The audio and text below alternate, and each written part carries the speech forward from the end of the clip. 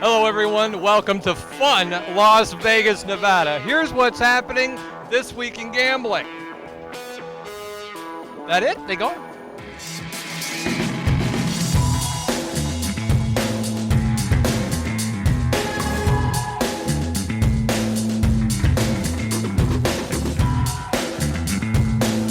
Hello friends and welcome to This Week in Gambling, where we always try to cover every aspect of the gaming industry. And with that in mind, we're looking at stories from online poker to fantasy sports, starting with this week's big story. The pandemic pushed the growth of mobile sports betting in this country. Then mobile sports betting pushed the growth of online casino games. Now, online casino games are pushing the growth of online poker in America. But the problem with online poker in this country has always been state borders. You see, online sports betting and online casino games are played against the house. Therefore, they don't require a large number of players in order to function properly. But online poker is altogether different. It needs players, lots and lots of players. And as big as some states are, most are not big enough and don't have enough players in them to financially justify regulating online poker. But that's where interstate poker compacts come in. When states form a compact and pool their players together across state lines, well, suddenly, regulating online poker becomes perfectly viable.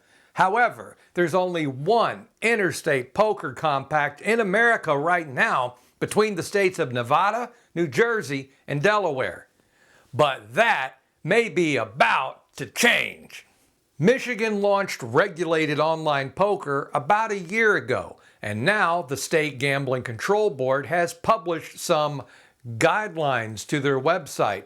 Guidelines which would seem to suggest that operators there should be preparing for the move to interstate poker. And it's not just Michigan that's interested in joining these poker compacts.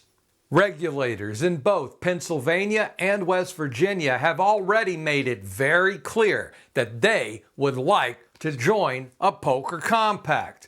Plus, the World Series of Poker just launched real money games in Michigan. You know where else they have real money games? Pennsylvania, New Jersey, Nevada.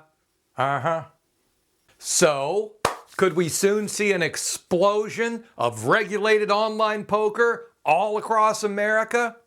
And could state compacts do for online poker what the pandemic did for mobile sports betting? The answer to both questions is yes, absolutely. And this time, we won't even have to wear a mask or social distance.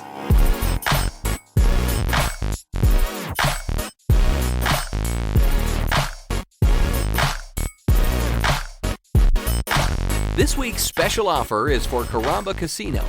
Find exclusive player specials at Casino City for Caramba and hundreds of online sites. Visit online.casinocity.com for details.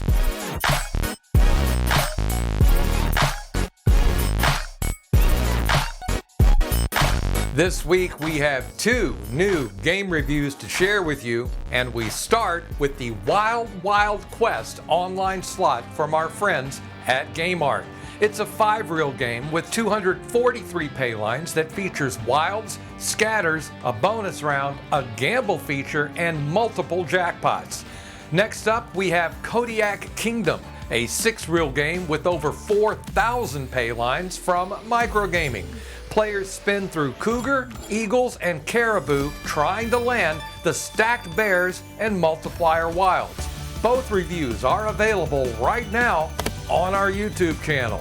And finally this week, while we wait for the expansion of online poker, an appeals court in the state of New York has ruled that fantasy sports are skill games and not gambling. Could that decision actually help the expansion of the fantasy industry?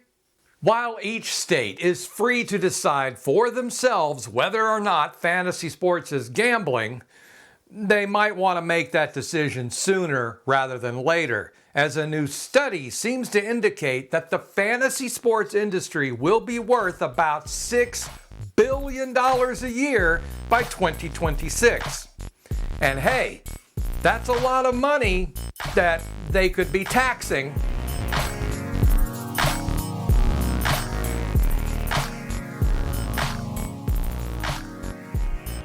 Finger licking good.